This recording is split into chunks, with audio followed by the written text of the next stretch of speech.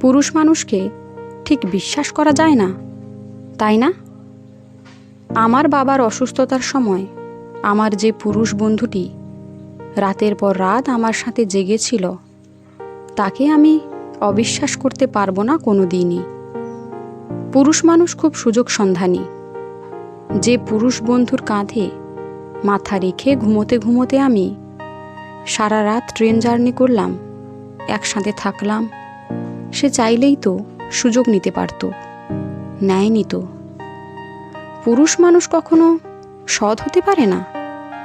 আমার বাবা প্রকৌশলী ছিলেন, প্রাইভেট কোম্পানিতে চাকুরি করতেন, কোটি কোটি টাকার প্রজেক্ট করেছেন, অথচ জীবনে 1 টাকাও ঘুষ খাননি, যার ফলশ্রুতিতে মৃত্যুর আগে তার চিকিৎসা করাতে গিয়ে আমাদের মানুষের কাছে হাত পাততে হয়েছিল। সেই বাবা নামক পুরুষটিকে আমি অসৎ ভাবি কি করে? পুরুষ মানুষ মানেই দুশ্চরিত্র। একদিন ঝুম বৃষ্টির ভেতরে এক পুরুষ বন্ধুর সাথে বাসায় ফিরছিলাম। ঘড়ির কাঁটায় রাত তখন 11টা। নীল শ্যালোফিনে রিকশার সামনে অংশ ঢেকে বৃষ্টিতে ভেজার হাত থেকে বাঁচার চেষ্টা করছি। ওই বৃষ্টির রাতে আমার নিঃশ্বাস দূরত্বে বসা পুরুষ বন্ধুটা চাইলেই তো আমার শরীরে হাত চালিয়ে দিতে পারত, দেয়নি তো। পুরুষ মানুষরা স্বার্থপর। কতবার কত পুরুষ পাবলিক ট্রান্সপোর্টে তাদের জায়গা ছেড়ে দিয়ে অনুরোধ করে আমাকে বসতে দিয়েছে। যে অচেনা অজানা একটা মানুষের জন্য নিজের জায়গা ছেড়ে দেয়, সেই পুরুষকে আমি স্বার্থপর ভাবি কি করে বলুন? পুরুষ মানুষকে ঠিক ভরসা করা যায় না।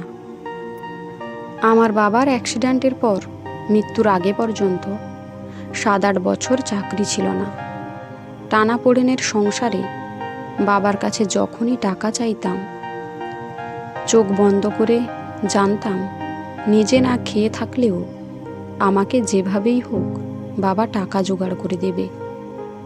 সেই বাবা নামক পুরুষটা কি ভরসার অযোগ্য? পুরুষ মানুষ মাত্রই বদনজরে তাকায় মেয়েদের দিকে। একদিন নীল শাড়ি পরে এক পুরুষ বন্ধুর সাথে সন্ধেবেলায় রিকশা চড়ে যাচ্ছিলাম।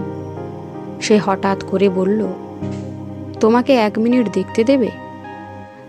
আজ অবধি এমন তুমুল মুগ্ধতা নিয়ে কোনো পুরুষ আমার দিকে তাকায়নি।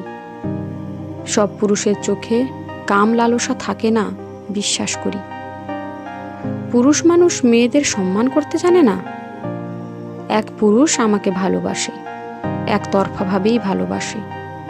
তাকে কোনোভাবেই আমার জীবন থেকে তাড়াতে পারছিলাম না বলে খুব অপমান করেছিলাম। সে মাথা পেতে সব অপমান সহ্য করেছিল। তখন আমার আরও রাগ বেড়ে গেল। কেন সে আমার কোনো কথার প্রতিবাদ করছে না? সে আমাকে চমকে দিয়ে বলল, নারীরা তো দেবী হয়, দেবীর সামনে কখনো উঁচু গলায় কথা বলতে নেই। পুরুষের কাছে কোনো মেয়ে নিরাপদ নয়। সেদিন ছিল 21শে ফেব্রুয়ারি। এত ভিড় বইমেলায়। আমার সাথে যে পুরুষ বন্ধুটা ছিল, সে আমাকে না ছুঁয়েই আমার 2 পাশে হাত রেখে ভিড় থেকে আমাকে বের করে আনলো, যাতে অন্য কোনো পুরুষের সুযোগ সন্ধানী নোংরা হাত আমাকে ছুঁতে না পারে।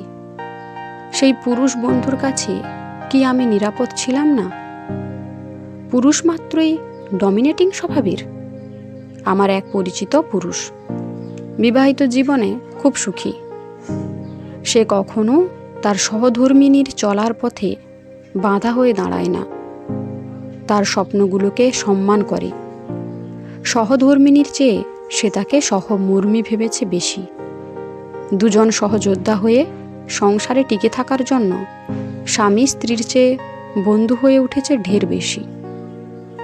সেই পুরুষের রক্তে তো ডমিনেটিং স্বভাব নেই। পুরুষ মাত্রই ধর্ষক। যখন কোনো স্ত্রী ভীষণ আত্মতৃপ্তি নিয়ে বলে, আমার স্বামীর ভেতরে আমি আমার বাবার ছায়া দেখতে পাই, সেই পুরুষ আর যাই হোক কখনো ধর্ষক হতে পারে না। পুরুষ মানুষ কথা দিয়ে কথা রাখে না। প্রেমিকার কথা রাখবে বলে যে প্রেমিক সিগারেট ছেড়ে দেয়, সে কি কথা রাখেনি? পুরুষ মানুষ কঠিন হৃদয়ের অধিকারী। আদরের বোনকে হাস্যোজ্জ্বল মুখে শ্বশুর বাড়িতে পাঠিয়ে যে ভাই আড়ালে দাঁড়িয়ে চোখের জল ফেলে, সেই ভাই নামক পুরুষটা কি কঠিন?